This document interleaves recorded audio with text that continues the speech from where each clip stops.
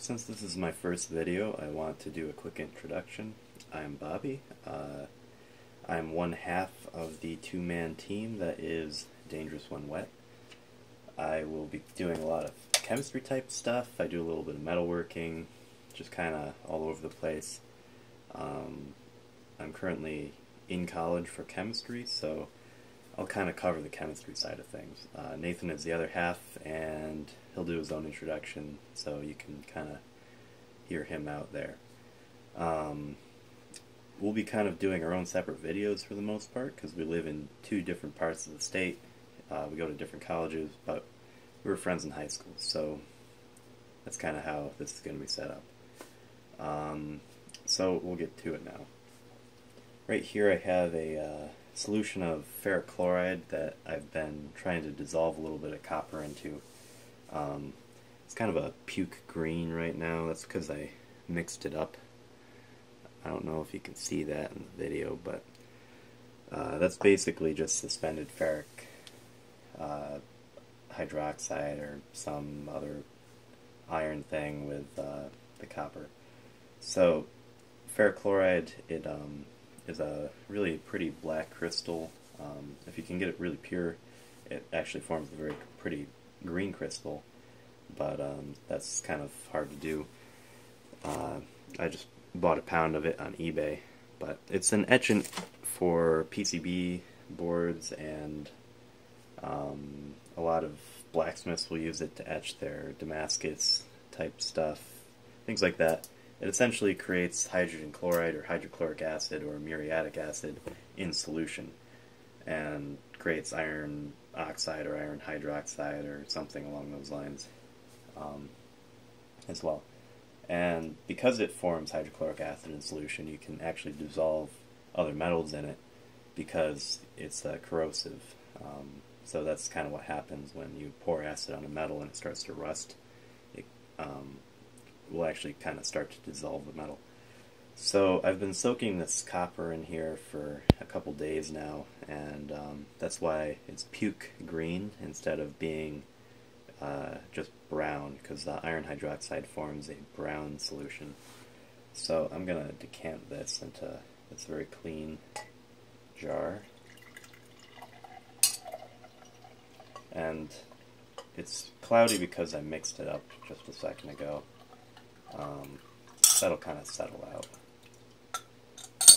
I'm going to leave this sediment in this beaker.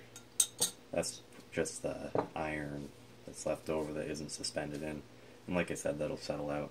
So the actual color of the solution is kind of a green color from the copper chloride that's in solution. And what I want to do with this today is try my hand at a little bit of electroplating with the copper. I have no idea how successful this will be. I am by no means an expert as far as electroplating goes. I won't be doing that in school until next year, so, you know, I guess we can revisit this topic in a year and see how that goes, but I just kind of had this on hand and figured it'd be at least relatively interesting.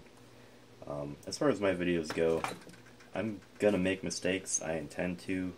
No one's perfect, and I don't want to seem perfect. You know, if some other guy wants to watch one of these videos and say, hey, I can do that, I want to show him the mistakes I make so that he doesn't make them himself.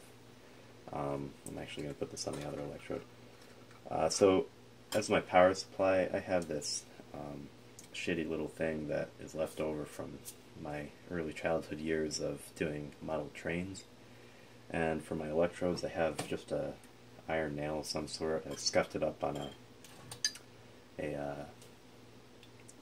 abrasive pad. I don't see it right now, but an abrasive pad. I did the same thing with copper, just to kind of clean off the surface oxides and try to get any oils that were off. I didn't clean them in acetone or anything like that. It shouldn't be a problem. So I'm just going to pop these in here and get a little bit of current running. And bubbles are forming, so that means I'm actually making a circuit. I think it's going the right way, but I guess it doesn't matter that much. So I'm hoping that So it looks like my phone will only record for 5 minutes at a time. I'll have to fiddle with the settings to figure that out. But what I was going to say, or what I did say and then it cut, is what I'm hoping to have happen is just have copper plate over, but I might get iron plating as well. We'll see. There might be iron in solution. In fact, there probably is iron in solution. There's definitely copper in solution. It's got this green color because of that. And this is really just a proof of concept type thing. So we'll see how it goes. I'll come back in a little bit and yeah, hopefully it works out okay. This is about maybe 7 minutes in. You can kind of see there's a lot of buildup on there. Hard to tell if that's iron or copper, but we'll see when I pull it out. I'm going to let it go for a little while longer, and yeah, I'll come back when... Okay, we are back, and as you can see, it's actually been doing stuff, so that's pretty cool. I'm going to go ahead and set the camera down, and take it out.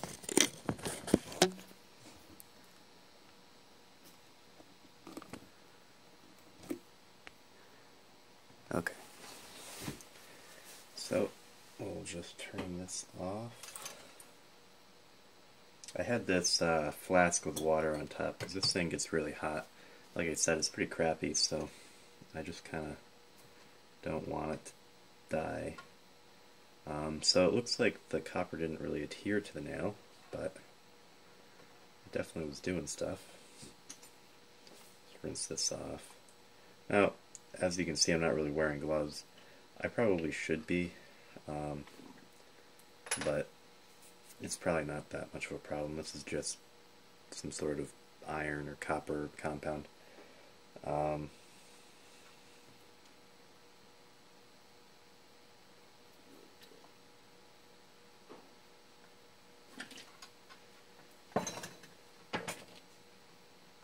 This is pretty cool. The copper actually turned pink. I'm not really sure what that is. Might be... oh, I have no idea. Probably like a copper hydroxide or something. But it's kind of cool. Set that down. And we'll try to fish out this giant mass of... oh, that's weird. So it's kind of like a soft, spongy mass.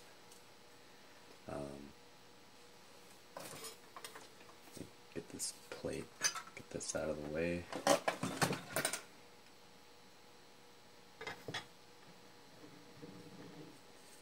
I have this little copper plate for when I don't want something on my bench top, but still want to put it down on something flat. And yeah, so I'm not really sure what that is. It's kind of gross. It's floating too, so I'm really not sure what it is.